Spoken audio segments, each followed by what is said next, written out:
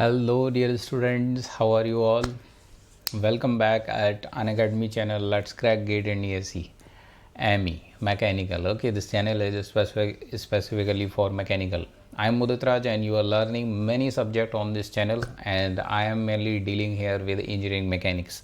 सो engineering mechanics का crash course हम लोगों ने पहले भी किया था. अभी मैंने ये रिसेंट कोर्स जो लॉन्च किया हुआ है, it is complete course on engineering mechanics with new syllabus. Okay, जैसा कि आपको पता है गेट 2021 के लिए इंजीनियरिंग मैकेनिक्स के सिलेबस में काफ़ी चेंजेस कर दिए गए हैं. तो सबसे पहले ये कोर्स जो है वो मैंने प्लस पे कंप्लीट किया है. उसके बाद ये स्पेशल क्लासेस में रनिंग है. And now I have as promised I have started this on YouTube channel as well. Okay, so इसमें एक क्लास हो गई है. This is the lecture number 2. तो जिन लोगों ने वो पहली क्लास नहीं देखी है वो ज़रूर देखें, इसी प्लेलिस्ट में है.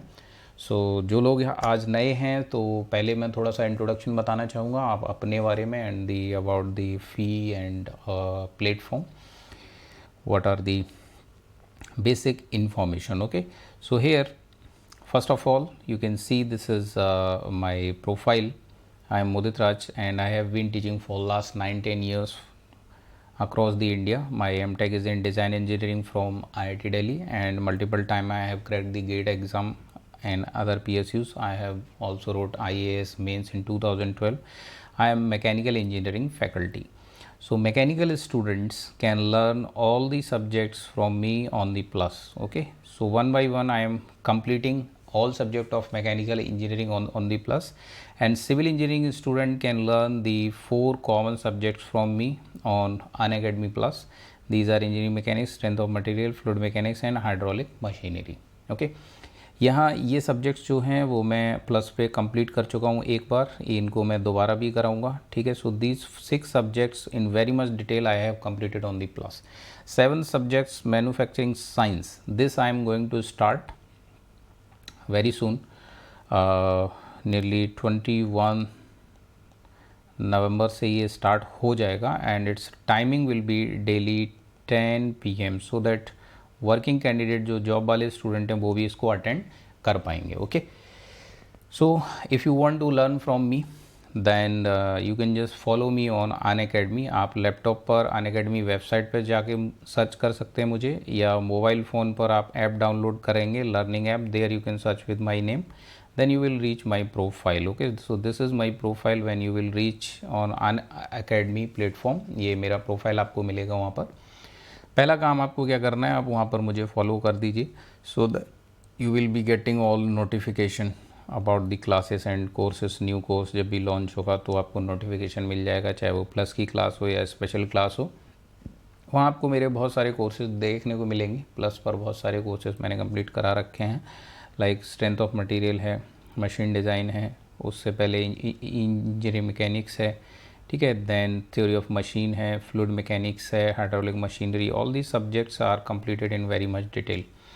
ओके, इंजीनियरिंग मैकेनिक्स मैंने दोबारा कराया था वहाँ क्योंकि इसमें सिलेबस में चेंजेस हुए थे. सो इंजीनियरिंग मैकेनिक्स का नए सिलेबस वाला ये जो कोर्स है फॉर ऑल दी ब्रांच मैंने प्लस पे ये कंप्लीट करा दिया है. ये 12 सितंबर को स्टार्ट हुआ था. Now it is completed. Same course इस पर मैं फ्री स्पेशल क्लासेस में भी रन कर रहा हूँ. तो फ्री स्पेशल क्लास में डेली इसकी क्लास चल रही है. ओके, तो लेक्चर 1, लेक्चर 2, लेक्चर 3 ऐसे करते करते इसमें नियरली लेक्चर 50 तक मैं पहुँच गया हूँ. तो वहाँ पर ये क्लास ऑलरेडी रनिंग है, ये course complete course on engineering mechanics.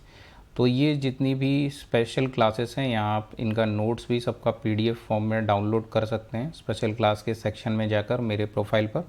ठीक है, और you can attend all these classes completely for free. My all plus courses are for GATE and ESE both exam irrespective of the title written with them. My all plus courses are for mechanical engineering है. Civil वाले जो हैं वो भी ये वाले course कर सकते हैं. ये वाले जो कोर्स हैं ये सिविल वालों के लिए भी हैं. ठीक है, now all courses are in both language, English and Hindi. English will be 70% and 30% I am using Hindi in all the courses, so there will be no language problem at all for North Indian and South Indian students. Okay, abhi when you will subscribe with this code MR Live, then what you will get after subscription. इस code से जब subscribe करेंगे तो आपको क्या क्या मिलता है। आपको डेली की लाइव क्लासेस मिलेंगी, आप डेली लाइव पढ़ सकते हो 2, 4, 6, 8, 10 घंटे जितना चाहो। Many faculties are teaching along with me. सारे फैकल्टी के कोर्स आप कर पाओगे when you are subscribing with my code. सारी ब्रांच के कोर्स आप कर सकते हो, मैकेनिकल, सिविल, ओके।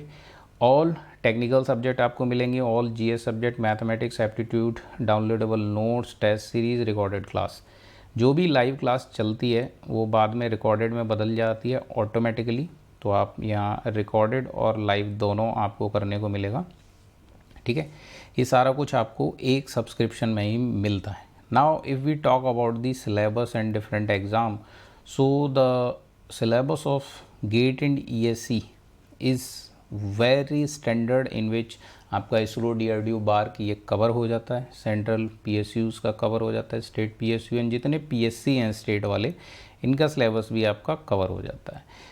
देखो टेक्निकल जो भी पोस्ट आएगा कहीं भी टेक्निकल, उसका 80 to 90% syllabus is always same, okay, similar होता है। सो आपकी सारे एग्ज़ाम की प्रिपरेशन हो जाती है। So this is all in one type subscription, आपको ये सारा कुछ मिल जाता है just in one subscription, okay. So all in one type subscription है, आपको MR लाइव कोड के साथ करना है ये, ओके। फीस है वो देखो इस तरीके से है, 1 साल की फ़ी आपकी 30,000 के आसपास है, और when you will use the code MR live, okay, तो आपका फ़ी जो होगा वो डिस्काउंट हो गया 27 बचेगा। 1.5 ईयर का फ़ी है, that is 38,000 and after using the code 34। 2 year का फ़ी है 44 है after using the code this. तो आपको कोड MR लाइव यूज़ करना है हर जगह, चाहे मैकेनिकल के स्टूडेंट हो या सिविल के, ठीक है। And you can complete your full syllabus आप इसमें आराम से अपना कर सकते हैं if you are subscribing for 1 year, 1.5 year और 2 ईयर। यहाँ एक क्रेडिट कार्ड का ऑप्शन भी रहता है, आप क्रेडिट कार्ड के ऑप्शन के साथ अपना मंथली जो है वो EMI बना सकते हैं, मंथली फ़ी पेमेंट कर सकते हैं with the help of credit card. Here also when you will use the MR live code, तो आपका नो एक्स्ट्रा, कुछ भी एक्स्ट्रा चार्जेस इस पर नहीं लगेंगे आपको, ठीक है। और आपका जैसे 1 ईयर का फ़ी है 27, यही लगेगा, 1.5 ईयर का 34 और 2 ईयर का 39, ठीक है। तो इससे भी आप कर सकते हो। Now many student ask me about the strategy. तो देखो जो 4th ईयर या पासड आउट या वर्किंग कैंडिडेट हैं उनके लिए 1 ईयर सब्सक्रिप्शन इज़ गुड। आप लोग 1 साल का सब्सक्राइब करा के अपना पूरा full syllabus you can complete for GATE, ESE and PSUs। Initially 9 months you will use for your subjects, then 2 months you will use for test series, and last 1 month you will use for your revision purpose, okay. So generally January month you will be using for your revision। 2021 में जो है ESE जुलाई में shift हो गया, सिर्फ gate का exam है जो कि Feb में है, ठीक है, टिल दी करंट नोटिफिकेशन। तो आप लोग 1 ईयर का सब्सक्राइब करिए, आपके लिए 1 ईयर इज़ सफिशेंट, 27,225। और जो 3rd year 2nd year student हैं उनके लिए बेस्ट स्ट्रेटेजी है, this is the right time to start. अगर आप 2nd ईयर से स्टार्ट करते हैं और आप 2 ईयर सब्सक्रिप्शन लेते हैं तो आप इस तरीके से सब्जेक्ट कंप्लीट करो। 3rd सेम में 3 सब्जेक्ट करो, ओके। 4th सेम में 3 सब्जेक्ट जो आपके गेट में भी हों और आपके सेमेस्टर के एग्ज़ाम में भी हों, तो आपके 12 सब्जेक्ट कंप्लीट हो जाएंगे 2 साल में, और साथ में आपकी कॉलेज और यूनिवर्सिटी की जो परसेंटेज होगी, CGPA होगा, वो भी इम्प्रूव कर जाएगा। सो आपको दोनों ही बेनिफिट हैं इसमें। फिर फाइनल ईयर में जाकर 7th सेम जो है उसको आप वाइजली यूज़ करेंगे, आप पूरा का पूरा रिवीजन और टेस्ट सीरीज़ पे फोकस करेंगे, ठीक है। So this will improve your all India rank, क्योंकि सिर्फ गेट क्वालिफाई करने से काम नहीं चलेगा, आपका rank must be the best rank. Then final semester में जाकर आपका एग्ज़ाम आपके सामने होगा, तब आप गेट, ESE, PSU जितने एग्ज़ाम आएंगे वो आप अपने अटैम्प्ट करेंगे। अगर आप 3rd ईयर में हैं, 3rd ईयर यानी 5th सेम से आप स्टार्ट कर रहे हैं, तो 3 और 3 6 सब्जेक्ट इसमें करो, 6 सब्जेक्ट इस सेमेस्टर में करो, 12 आपके फिर पूरे हो गए। Then 7th semester again you will use for revision, इसको आपको कंप्रोमाइज़ नहीं करना है, ठीक है। So you can subscribe for the 2 year और 1.5 year, these options are good for you. Second year and third year students. For the point now, इस video के नीचे एक फीडबैक फॉर्म दिया गया होगा, उसको आप लोग फिल कर दो। उसमें आपका जो डिटेल है, आपकी ब्रांच क्या है, आपका नाम, आपका नंबर और यहाँ मेरा नाम, and also you can tell me in the comments which more topics you want to learn from me. तो वो आप वहाँ पर कमेंट सेक्शन में बता सकते हो। ओके, सो इस वीडियो को आप लोग लाइक कर देना, ठीक है, शेयर एंड सब्सक्राइब कर दो चैनल को, and always remember this code MR Live for the 10% discount in your fee. So this is the syllabus. So here we are doing the new complete syllabus. Okay, so new complete syllabus of engineering mechanics in this course. So this is your complete course on engineering mechanics. Syllabus देखो, statics में तो बहुत ज़्यादा add नहीं हुआ, कुछ कोई change नहीं है। डायनेमिक्स में ये ऐड हुआ है आपका मैकेनिकल में, और वाइब्रेशन ऐड हुआ है ये आपका सिविल में। मैंने SHM भी ऐड करके प्लस पे करा दिया है, और लैग्रेंज इक्वेशन है ये मैकेनिकल में ऐड हुआ है। So in this sequence we will be doing this syllabus. पहले स्टैटिक्स पूरा करेंगे, then we will complete the dynamics in this order. Okay, तो हम लोगों ने अभी यहाँ से स्टार्ट किया है स्टैटिक्स से। तो लास्ट क्लास आप लोगों ने अगर नहीं किए तो कर लेना, तो इसके आगे मैं स्टार्ट करने जा रहा हूँ। Okay, so today we are going to start from the force system. Last class में बात की थी फोर्स क्या है, फोर्स की वैल्यू क्या है, और न्यूटन्स थर्ड लॉ क्या है, 3 लॉ क्या है, 3 लॉज, वो हम लोगों ने बात की थी।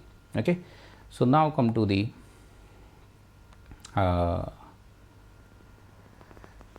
our topic of the class.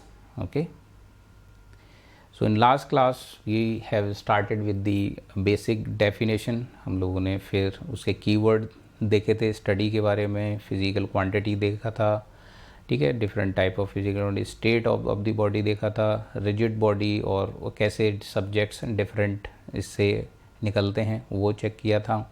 Then force के बारे में पढ़ा था, basic definition.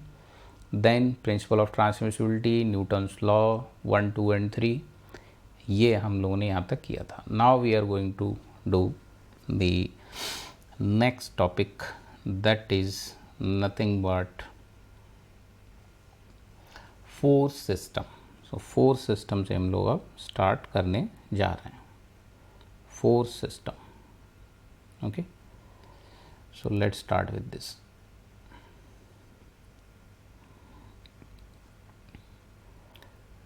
Force system,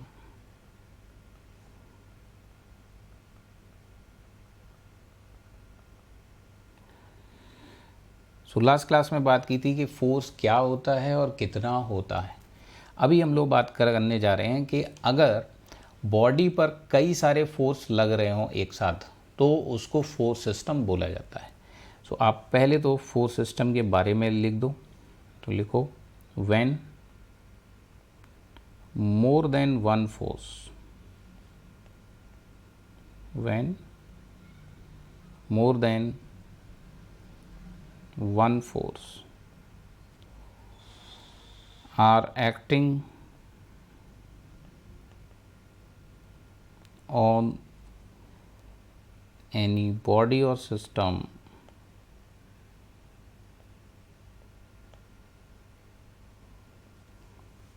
it is called force system. It is called force system.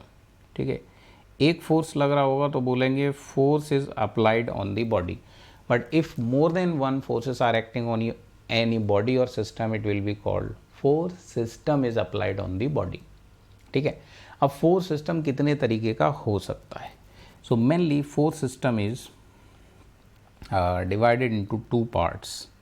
So पहला होता है आपका कोप्लेनर फोर्स सिस्टम, और दूसरा होता है आपका non coplanar force system. Okay, so first you will write coplanar force system.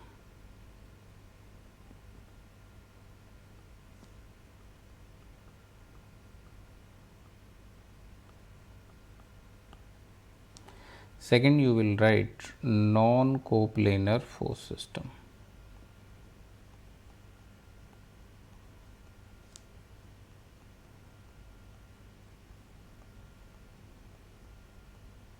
ठीक है। कोप्लेनर फोर्स सिस्टम, जब सारे फोर्स एक ही प्लेन में हो तो उसको हम 2 डायमेंशनल फोर्स सिस्टम भी बोलते हैं, और जब सारे फोर्स एक ही प्लेन में ना हो मतलब वो 3 डायमेंशनल फोर्स सिस्टम बन जाता है, ठीक है। अब कोप्लेनर फोर्स सिस्टम जो हैं और नॉन कोप्लेनर फोर्स सिस्टम जो हैं वो अगेन डिफरेंट डिफरेंट टाइप के होते हैं। तो दोनों में हम लोग 4 टाइप को डिस्कस करते हैं। So first of all coplanar में बात करें, सो कोप्लेनर में हम लोग पहला लिखेंगे कंकरेंट फोर्स सिस्टम।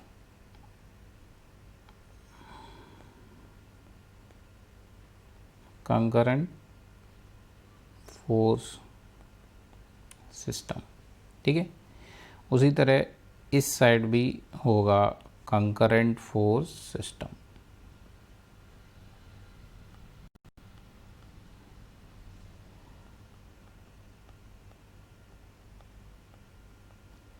अब कोप्लेनर कंकरेंट फोर्स सिस्टम कैसा दिखाई देगा? सो लेट्स से this is a body,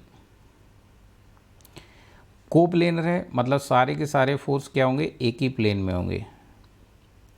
now concurrent भी बोल रहा है, तो कंकरेंट का मतलब होता है कि इस पर आप जितने भी फोर्सेस लगाएंगे all those forces will pass through a single point, मतलब उनके जो लाइन ऑफ एक्शन होंगे they must be passing from a single point like this.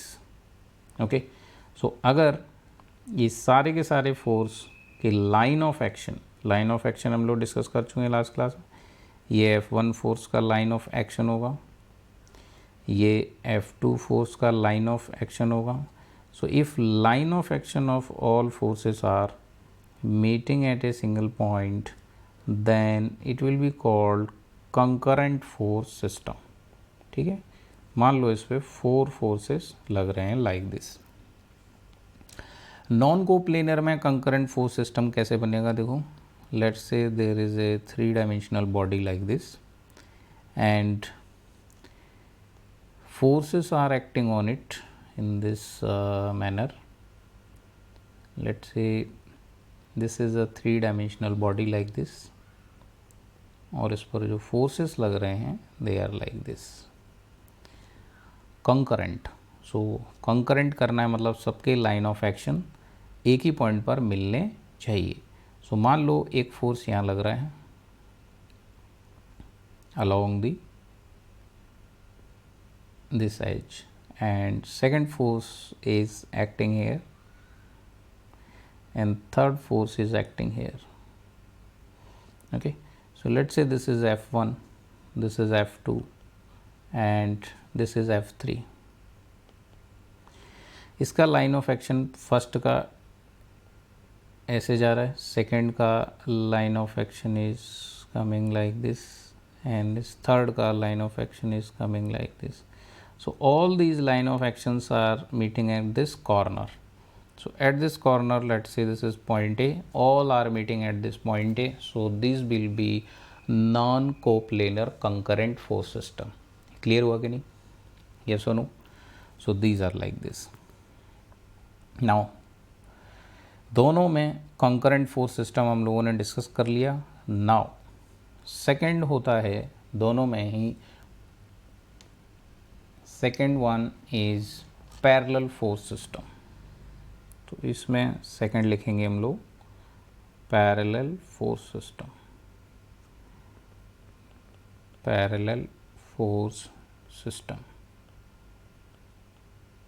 Okay, इसमें भी होगा parallel force system, parallel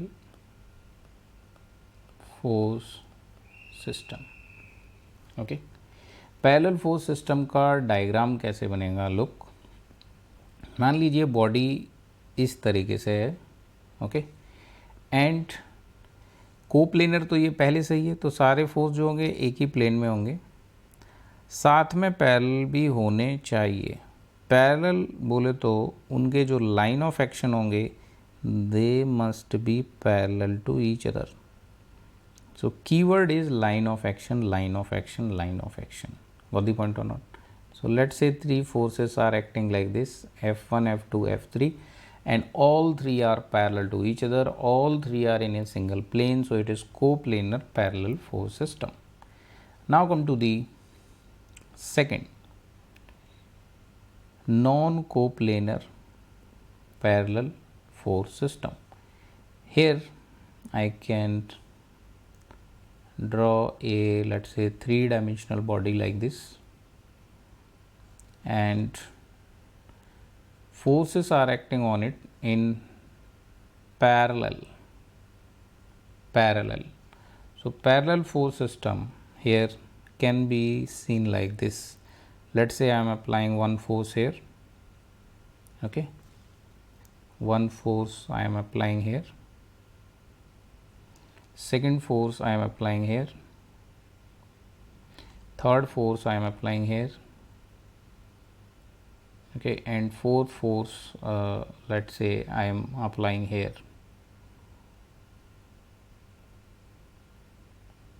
Got the point? So all these four forces have their line of action parallel to each other, yes or no? All these four forces have parallel line of action to each other. All line of action are parallel to each other. So this is non-coplanar parallel force system. Now come to the third force system in both the case. So this side, third one is neither parallel nor concurrent force system. Neither parallel nor concurrent force system. Now how we can draw this neither parallel nor concurrent force system? Let's say body is like this, body is like this, okay, body इस तरीके से, and forces are in a plane, all forces are in same plane, but all line of action are not meeting at a single point. All line of action are not meeting at a single point. Neither they are parallel. So neither parallel nor concurrent force system this is, okay, neither parallel nor concurrent force system this is. So all three are not meeting at a single point. These two are meeting here, these two are meeting here, but and these two are meeting here, but all three are not meeting at a single point, so it is not concurrent, neither it is parallel. Similarly here for non-coplanar there will be neither parallel nor concurrent force system, neither parallel nor concurrent force system. So again we have to take a three-dimensional body like this, okay, and we have to draw this type of force system here. We have to draw this type of force system here. So you can see, let's say one force I am applying here, second force I am applying here, third force I am applying here, and fourth force let's say I am applying here, let's say, okay, like this. So here you can see that not these all forces are parallel to each other, neither they are meeting at a single point to each other, yes or no? So this is neither parallel nor concurrent force system, okay. So these are the line of action, clear? Now come to the next one, last. So for coplanar force system there is the fourth type, that is called collinear force system. Collinear force system, okay.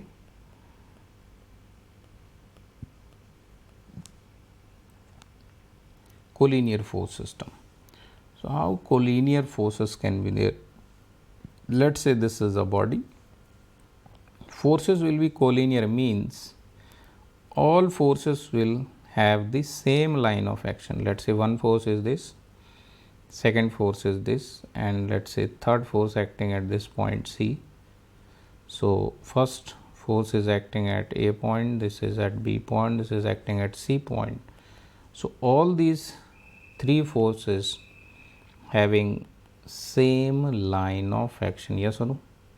Line of action ही इनका overlap हो गया, then these are called collinear. Now for non-coplanar, collinear can be there or not? So let us try to make a collinear force system in this. Collinear force system in this. इसको बनाने का try करते हैं. मान लो ऐसे मैं एक 3 dimensional body लेता हूँ like this. Okay. So here what we can do, we will try for a collinear force system. Collinear के लिए all line of action must be same. So let us assume I am applying one force here. Okay, I am applying one force here like this, and at point A. Second force I am applying at B point like this, and third force, let's say I am applying at B point like this. Okay, so this is F1, this is F2, and this is F3. All three must be in same line, same line. तो ये बन जाएगा. But if you will look at this carefully, all these three are also in same plane, so they are not remaining non-coplanar. Okay, non-coplanar not the case, this will become the same case, yes or no? So in case of non-coplanar, collinear force system cannot exist. So this fourth one cannot exist on right side, it will be only for coplanar force system. Clear है बात? So इसको draw करके you can cut it down, or you can write here, it is actually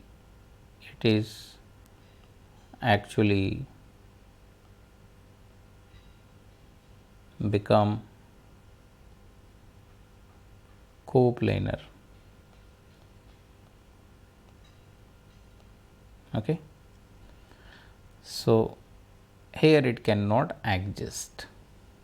Okay, so collinear cannot exist in case of non-coplanar force system. So we can summarize all these four. First of all, force system. Force system can be of two type, है ना? Coplanar force system and non coplanar. जब सारे एक plane में हों coplanar, सारे एक plane में नहीं है नॉन कोप्लेन में, 2 डायमेंशनल और 3 डायमेंशनल. पहला आता है कंकरेंट, दोनों में पॉसिबल है, yes. Here concurrent all forces will lie like this, so they will be in same plane as well as all line of action are meeting at single point. Parallel can also be there in both system. Neither parallel nor concurrent can be also there, but the fourth one is not possible on right side. Fourth one is not possible here. Okay, this is the case. अब इनको जरा थोड़ा गौर से देखो. हमारे syllabus में mainly coplanar concurrent force system is there. Okay, so this is in our syllabus. This is not in our syllabus, GATE and EAC. So ये हमको ज़्यादा डिटेल में पढ़ना ही नहीं है. So good news is this, we have to study only this. Okay, this is there in CSE exam, IAS के exam में non coplanar पे क्वेश्चन पूछता है. Those problems are in mains exam. Subjective रहते हैं, लंबे लंबे प्रॉब्लम्स 15-20 नंबर का रहता है, तो वो हमको नहीं पढ़ना है यहाँ. ठीक है, so this is the good news. Now coplanar में only coplanar we have to study now. So coplanar में all these four can be categorized only into, देखो कैसे, यहाँ पर फर्स्ट वन इज कॉन्करेंट है ना, this one is concurrent and this collinear can be also taken as special case of concurrent. मैं बोल सकता हूँ कि ये सारे के सारे फोर्स इस पॉइंट पर मिल रहे हैं या सी पर मिल रहे हैं, बी पर।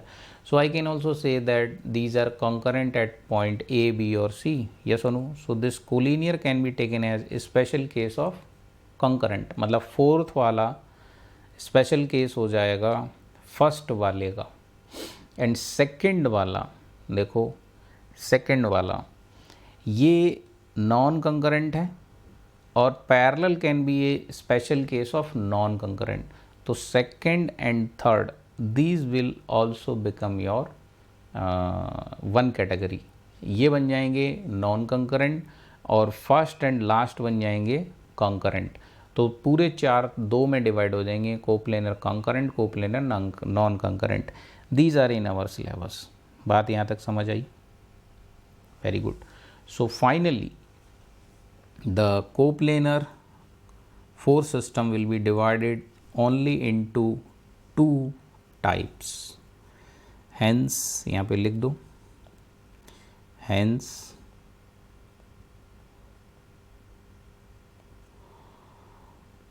all coplanar force system, all coplanar force systems can be divided only into two types, only into two types finally. Okay, तो उसमें क्या क्या बनेगा? एक बनेगा आपका coplanar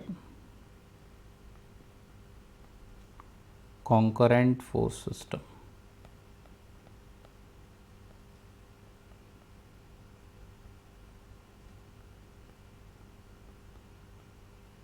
and second will be like coplanar non-concurrent force system.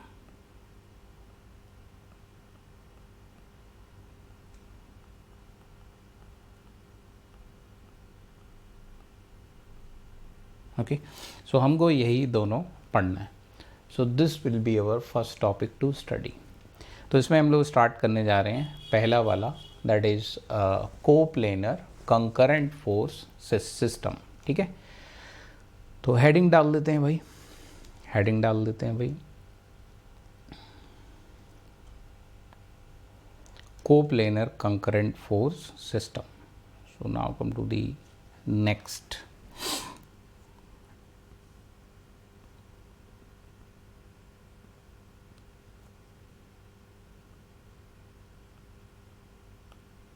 coplanar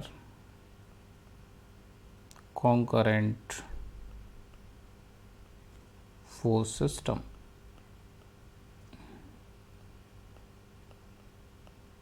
okay, so finally what we are going to study, हमको पढ़ना क्या था? According to our basic definition of mechanics क्या था? It is the study of state of the rigid body under the application of external forces. External forces means force system. तो हमें ये देखना है कि जब ये फोर्स सिस्टम रिजिड बॉडी पे लगेगा, मतलब कोप्लेनर कंकरेंट फोर्स सिस्टम जब बॉडी पे लगेगा, then what will be the state of body, what will be the state of body. Okay, तो यहाँ पर देखो इस फोर्स सिस्टम का नेट इफेक्ट क्या होगा अपने बॉडी पर। तो इसमें लिख दो the net effect, the net effect of this force system, of this force system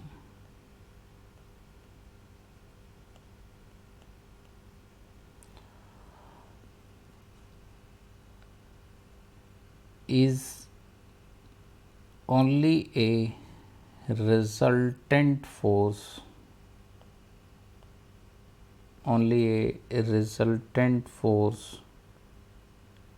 vector R. इस पूरे का इफेक्ट क्या होगा? Only a resultant force vector R. हमको क्या चेक करना था? हमको चेक करना था what will be the state of body. हमको स्टडी किसका करना है? It is study of state of the rigid body. हमको स्टेट का ही तो स्टडी करना है। So state can be only two, rest और मोशन। तो यहाँ रेस्ट में जब बॉडी होती है तब हम बोलते हैं बॉडी इज़ इन इक्विलिब्रियम बोलते हैं, एंड जब मोशन में बॉडी होती है तब हम बोलते हैं body is not in equilibrium, या कहें नॉन इक्विलिब्रियम स्टेट में है बॉडी, या इसी को डायनामिक इक्विलिब्रियम भी कहते हैं। तो यहाँ रेस्ट में बॉडी कब हो पाएगी? What will be the condition so that body will be in rest? ये जो नेट रिजल्टेंट फोर्स लग रहा है this must be zero, yes or no? So if the resultant force on the body due to this force system will be zero, then body will be in rest. अब resultant force zero होने का मतलब क्या है? What is the meaning of resultant force is zero? Resultant force zero होने का मतलब है the x component of resultant is zero, means summation fx must be zero.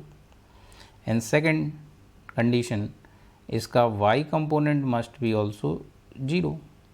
So when both component of resultant will be 0, then only resultant will be 0, yes or no? And when resultant will be 0, body will be in equilibrium.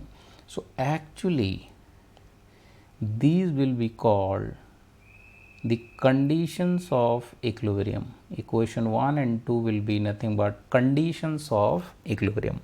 When summation fx and fy both will be 0 same time, then only body or system will be in rest. एक भी non zero हुआ then body will not be in rest. Now come to the motion. Motion कितने type का होता है? Motion कितने type का होता है? So motion we have already studies, either translation और रोटेशन और T plus R. Motion can be of three type, yes or no? Now here, due to concurrent means all forces are meeting at a single point, है ना, उस point के about movement of the body will be zero. तो movement जब zero होगा then rotation is not possible. So in this case only translation is possible. और translation कब होगा? If this resultant force will not be zero, then body will perform the translational motion, pure translational motion in the direction of resultant force. जिधर resultant force होगा उधर ही वो body pure translation करने लग जाएगी. Clear or not? ये rotation जब possible नहीं है तो फिर T plus R भी possible नहीं होगा. So these two are not possible for this force system. इसमें ये motion हो ही नहीं सकते हैं because all forces are passing through single point. तो उस पॉइंट पे मूवमेंट जीरो है. अगर मूवमेंट जीरो है इसमें so body can not rotate, और बॉडी अगर रोटेट नहीं कर रही है तो ना रोटेशन और ना टी प्लस आर कुछ भी पॉसिबल नहीं है. बात आई ना समझ में? गेटिंग पॉइंट और not? So this is the case. अब हम कैसे जानेंगे कि रिजल्टेंट जीरो है या जीरो नहीं है? How we can come to know this? कैसे जान सकते हैं? तो इसके लिए now we are going to study how to find resultant of force system. Okay, so heading डाल दो. अब right down the heading now. Resultant of force system. So how to find the resultant of force system.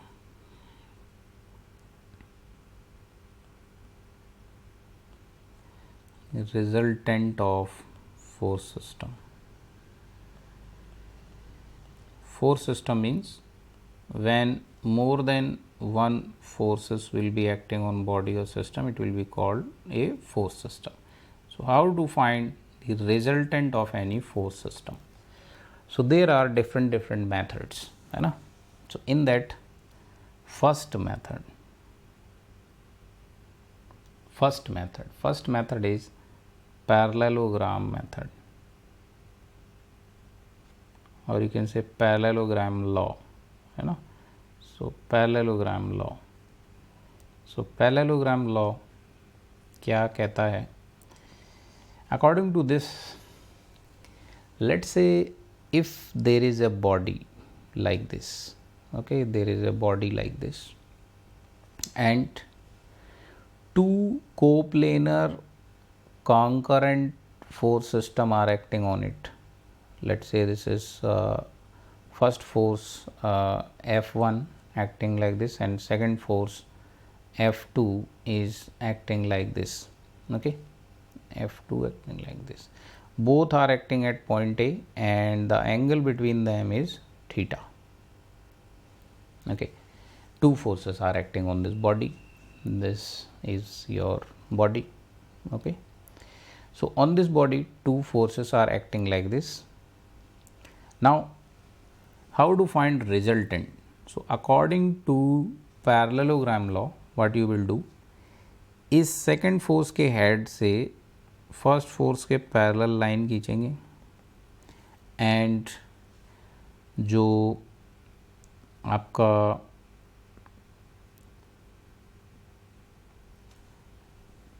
First force है उसके head से second के parallel line खींचेंगे like this. You will draw line like this, okay. Then you will connect these two opposite corners, okay, from common tail to the opposite end. This will give you the value of resultant force, okay. This will give you the value of resultant force. So how you can find? You will do this method. Look here. First of all, you will drop a perpendicular from here like this, okay, and this will be the line of action of first force. So now here this force is F2, so this will be equal to F2, yes or no? Its magnitude will be equal to F2. This angle is theta, so actually this angle will be also theta. Now this will become equal to the F2 कितना बनेगा? ये theta है तो sin theta, F2 sin theta. This side will become F2 sin theta and this side will become F2 cos theta, yes or no? ये बन जाएगा. Now I am considering this triangle A, B, C, and let's say this point is D. So here you can see that in triangle ABC, what we can write? We can write the AB square equal to BC square plus AC square. होगा कि नहीं होगा? So AB square will become your resultant square. BC square will become F2 sin theta whole square, okay, plus AC will become what? AC will become F1 plus F2 cos theta, yes or no? F1 plus F2 cos theta whole square. So when you will solve it, you will get the value of resultant, and that will be equal to what? Under root formula आपको याद होगा, F1 square plus F2 square plus 2 F1 F2 cos theta, where theta is the angle between force F1 and F2, yes or no? Force F1 and F2. So this will be the case. Now how you can find this inclination of the resultant? this inclination of the resultant, let's say alpha, means direction of the resultant, उसके लिए क्या काम करना पड़ेगा? उसके लिए आपको लिखना पड़ेगा because tan alpha from the same triangle will be equal to what, look ये आ जाएगा आपका f2 sin theta upon f1 plus f2 cos theta, this will be the case, yes और नो? सो रिजल्टेंट का आपको मिल जाएगा magnitude from this formula, yes और नो? एंड रिजल्टेंट का आपको मिल जाएगा direction from this formula. So both magnitude and direction for resultant is now known, so this is called parallelogram method. सभी को क्लियर हुआ? So this complete method is parallelogram method. ये फॉर्मूले हो सकता है कई लोगों को याद भी हों, सो you can see it like this. Clear? Very good. But what is the drawback? What is the drawback? पहला ड्रॉबैक है कि ये ग्राफिकल मेथड है. पहला ड्रॉबैक क्या है? इट इज़ ग्राफिकल मेथड, मतलब डायग्राम बना के ही सॉल्व हो पाएगा. It is graphical method. ठीक है. फॉर्मूले अगर आपको दिए हुए हैं थीटा और ये वैल्यू, तो आप इसे एनालिटिकली भी सॉल्व कर सकते हो. दूसरा ड्रॉबैक क्या है? Only for two forces. It is only for two forces. ये बड़ा ड्रॉबैक है. ओनली फॉर टू फोर्सेस, बस दो फोर्स एक बार में सॉल्व कर सकते हो. Only for two forces at a time. At a time जैसे तीन फोर्स का अगर निकालना है तो पहले दो का एक रिजल्टेंट फाइंड करना पड़ेगा, फिर जो बचेगा उसका तीसरे के साथ रिजल्टेंट फाइंड करना पड़ेगा. ठीक है. So these are the drawback. तो पैरेललोग्राम लॉ हो गया. सेकंड लॉ पे आओ. नेक्स्ट सेकंड लॉ पे आओ. Second law is your triangle law, और you can say the sine law भी बोलते हैं, क्योंकि इसमें साइन का टर्म आता है. So second law, let's say second one is called your triangle law or triangle method. Triangle law or triangle method. इसमें साइन का टर्म आता है, sometime it is also called sine law. ऊपर वाले में कोसाइन का टर्म आता है, तो it is sometime also called cosine law. Okay. So triangle law. Triangle law क्या कहता है? Let's say there is a body like this. जैसे बॉडी है and two forces are acting at a point A like this. तो पिछली बार की तरह ही दो फोर्स बना लेते हैं. This is F1 force and this is F2 force like this, acting at an angle theta between them. इस बार ये कहता है कि हम दोनों के पैरेलल लाइन नहीं खींचेंगे, हम सिर्फ एक फोर्स जो F2 फोर्स है उसको हम क्या करेंगे? शिफ्ट करेंगे. F2 फोर्स को हम क्या करेंगे? शिफ्ट करेंगे from this location to this location. तो हम जानते हैं वेक्टर को अगर स्पेस में सेम मैग्नीट्यूड सेम डायरेक्शन से शिफ्ट करें तो उसका इफ़ेक्ट सेम रहता है. हालांकि ये कैलकुलेट करने के लिए शिफ्ट किया है, बस लग तो वो ए पॉइंट पे ही रहा है. ठीक है. So and connect this F1 with connect this F2 with F1 like this. So here what will happen?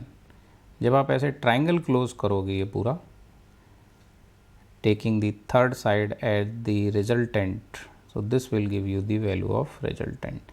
And again this angle, let's say, will be alpha. Let's say will be alpha. So this time this angle is given to you theta. So this angle will become how much? This angle will become how much? This angle will become pi minus theta. And in this triangle, let's say ABC triangle हो गया. When you will calculate this angle, it will become your theta minus alpha. Okay. So now in this triangle ABC, for triangle ABC, you can apply this time sine rule. What you can apply? You can apply the sine rule. So according to sine rule, यहाँ क्या क्या बन जाएगा? F1 upon sine of opposite angle, F1 के अपोजिट है theta minus alpha, equal to F2 upon sine of opposite angle, so F2 के अपोजिट एंगल है alpha, and R upon sine of opposite angle, opposite angle this time is pi minus theta. Got the point or not? So by this single equation, है ना, single equation you can find value of both the things, magnitude of resultant, magnitude मतलब r की value मिल जाएगी इसमें, as well as direction of the resultant, direction मतलब alpha की value इसमें मिल जाएगी कि वो फर्स्ट फोर्स से कितना एंगल अल्फ़ा बना रहा है। क्लियर हो गई बात? सो ये मेथड पिछले मेथड से थोड़ा सा यू कैन से कि छोटा है, एक स्टेप इसमें, एक लाइन, एक पैरेलल लाइन ऊपर वाली कम बनानी पड़ रही है, that's it. So he claimed that my method is more efficient then the previous, but here is also problem, it is also only for two forces, only for two forces. So problem is same, एक बार में ये भी दो force के लिए ही लगा सकते हो. So still problem is there.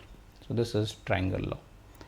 तो ट्रायंगल लॉ की प्रॉब्लम को ख़त्म करने के लिए नया साइंटिस्ट आता है और वो अपना एक नया मेथड दे देता है जिसमें हम मोर देन टू फोर्सेस जो है वो कैलकुलेट कर पाएँ. सो तीसरा मेथड आता है आपके सामने लाइक दिस. इसमें क्या कहते हैं?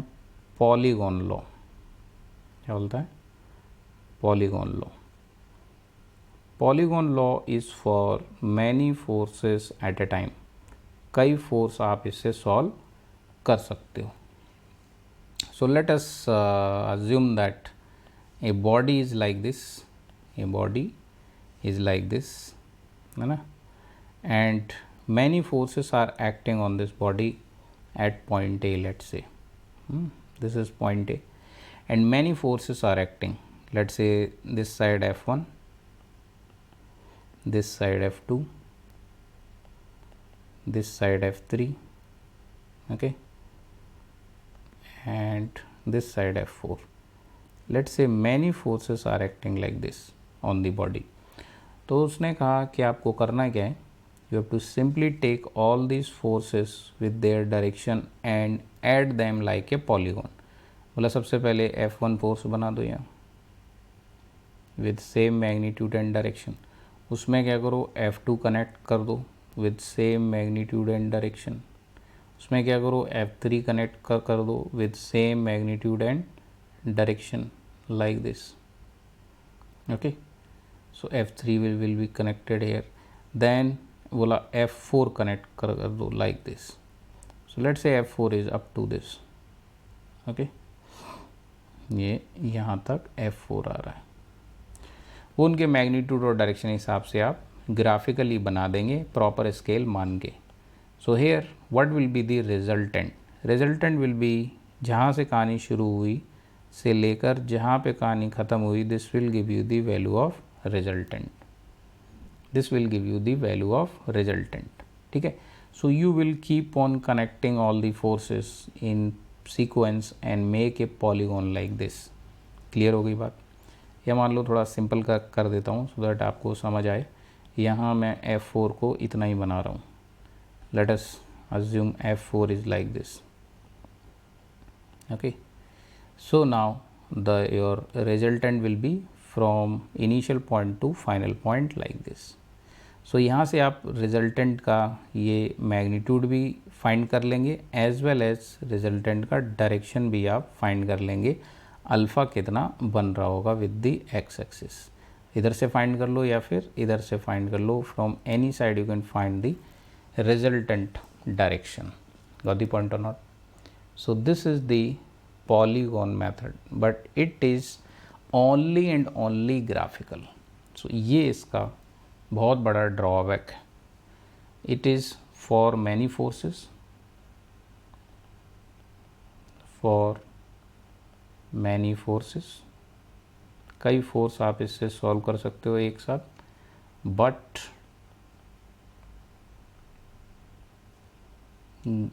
ग्राफिकल, ओनली ग्राफिकल मेथड है ये, बट ग्राफिकल मेथड, तो हमें ये ड्रॉ करके ही पता करना पड़ेगा। तो इसमें टाइम बहुत लगता है, इसमें टाइम बहुत लगता है, और हर समय कोई वो स्केल है ना और कंपास इस सब के साथ नहीं घूम सकता है, तो इसलिए ये इसका बहुत बड़ा ड्रॉबैक है, we can not solve it like this. Now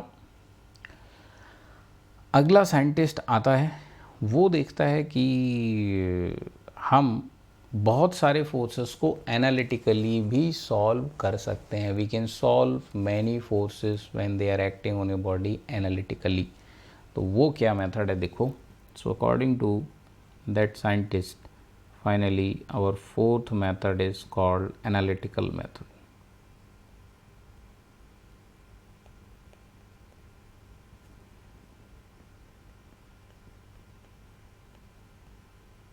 Analytical method. So according to this method, it is also for many forces, okay, for many forces, कई फोर्स के लिए है ये। So here let us suppose that this is a body, assume this is a body, and many forces are acting on this body at point A. Let's say F1 is acting in this direction, F2 is acting in this direction, F3 is acting in this direction, F4 is acting in this direction, okay, all are acting at point A, okay. Now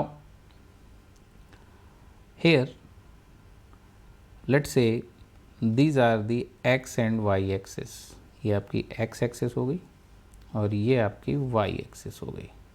x and y axis are like this, okay, so x and y axis are like this।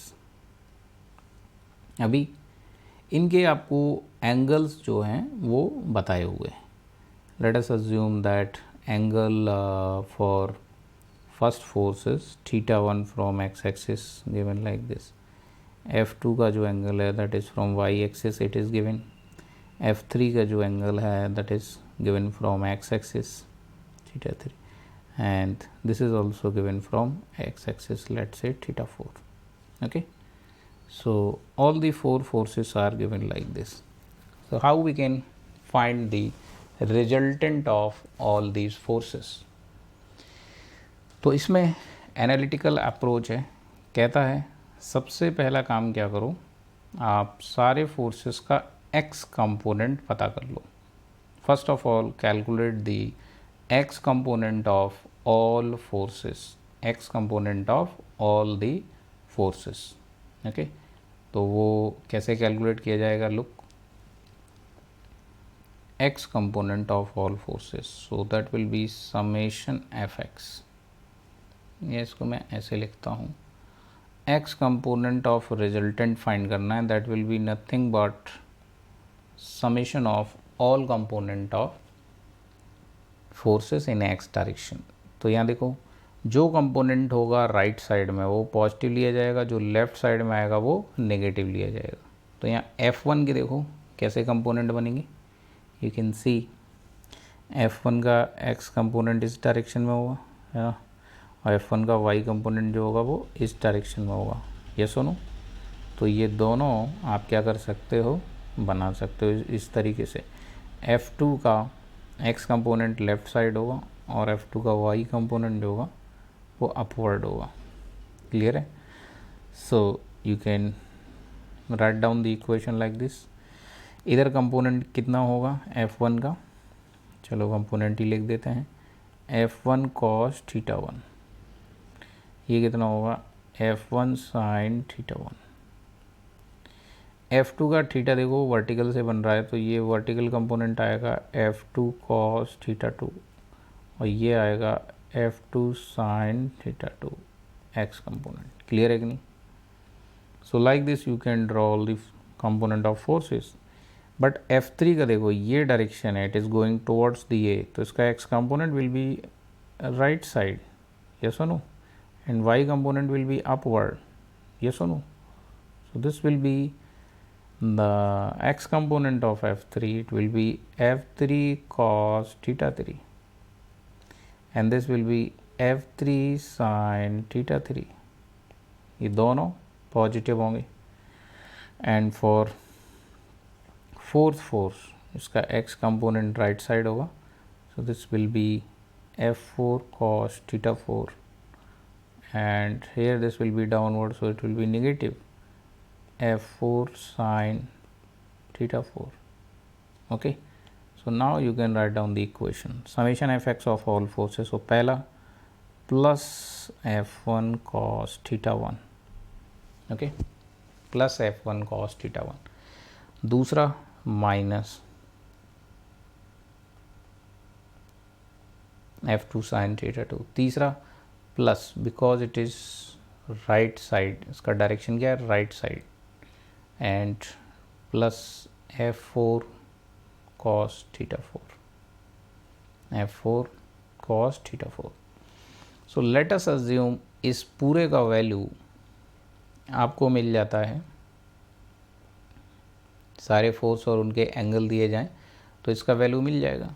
Late us assume कि इसका value आपको +10 मिल जाता है, so it will B +10 Newton, ये सुनो.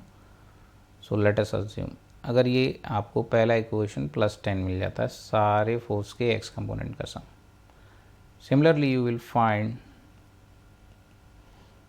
y component of resultant, it will be sum of y component of all the forces. तो यहाँ F1 is positive, upward है, F2 is also positive, upward है, F3 is also positive, upward है,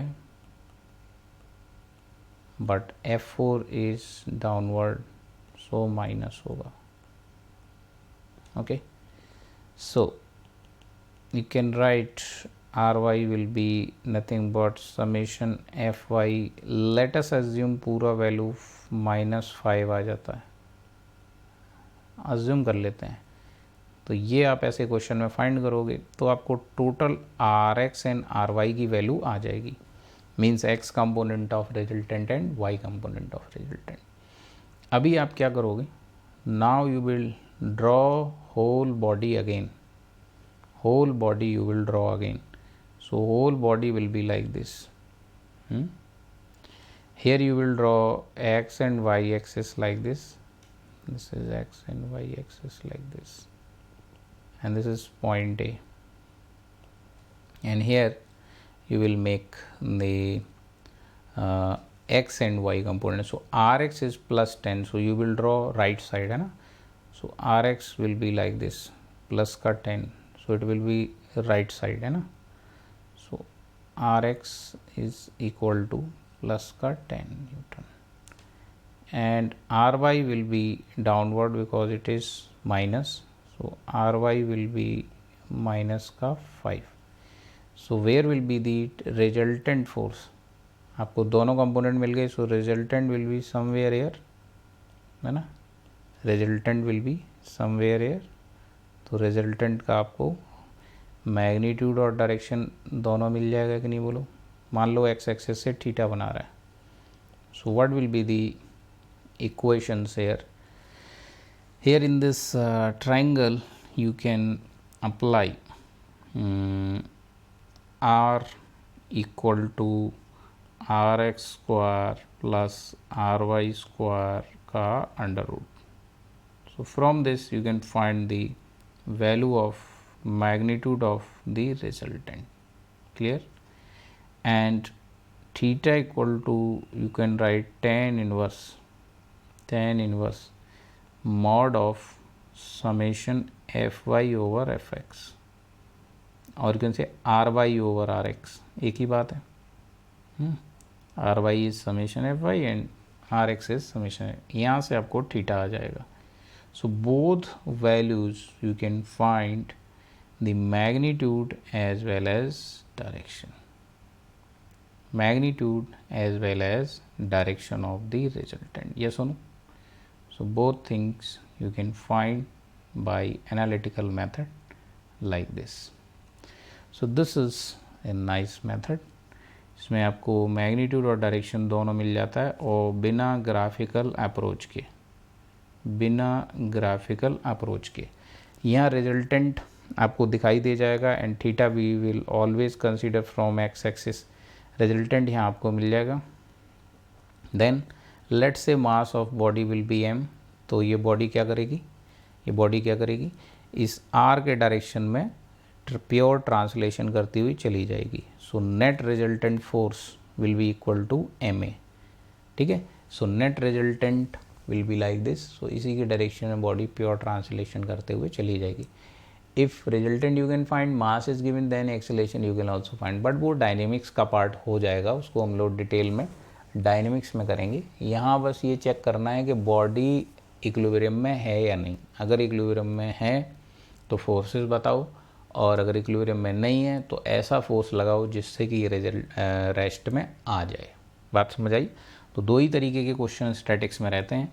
either body और system will be given in equilibrium, you have to find the forces, unknown forces, or you have to given all the forces, then you have to check whether it is in equilibrium or not.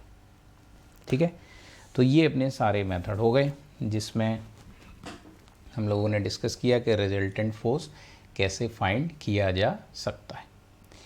अभी इन सब का एक special case बनता है where 3 forces are acting on the body, where 3 forces are acting on the body, that is called Lami's theorem, that is called Lami's theorem.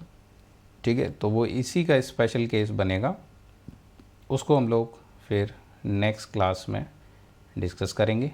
ठीक है, तो यहाँ तक इस क्लास में मैं यहीं तक कंप्लीट कर रहा हूँ. Beyond this we will see in next class. Okay, so continuously देखते रहिए इसको. और यहाँ मैं complete course on engineering mechanics ये करा रहा हूँ with the new syllabus for all the branch, जिसमें भी ये सब्जेक्ट है like mechanical, civil, MN, PI, एक्सी, इन सारे पेपर्स के लिए सारा मैकेनिक्स का सिलेबस इसी कोर्स में कंप्लीट हो जाएगा. Okay, so B continue.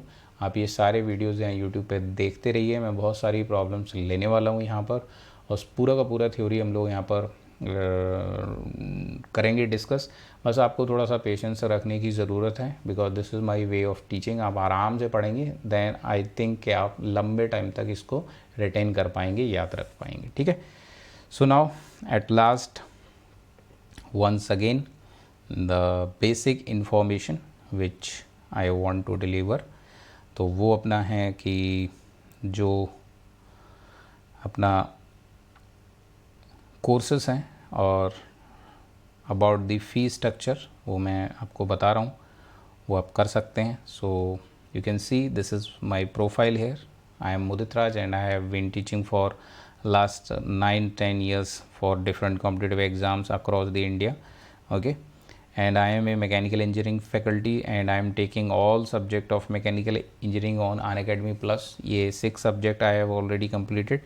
7th I am going to start from 21st November. Okay, civil के जो बच्चे हैं, civil student can also learn all these 4 subject from my profile. Okay, both of you will join with the same code MR Live. Okay, आप सारे के सारे courses कर सकते हो with MR Live code. Now here you can learn on laptop also. Okay, laptop पर अगर आपको क्लास करनी है तो लैपटॉप पर आप क्लास कर सकते हैं.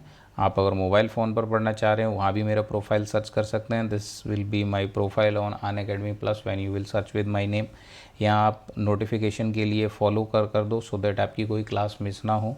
ठीक है, ये कंप्लीटेड सब्जेक्ट्स हैं जो मेरे प्रोफाइल पे आपको मिलेंगे, तो आप इनसे भी पढ़ सकते हैं. और बाकी मैं ये सारे सब्जेक्ट रिपीट करूँगा तो लाइव फिर से आप पढ़ पाएंगे. I am daily teaching live on Unacademy plus.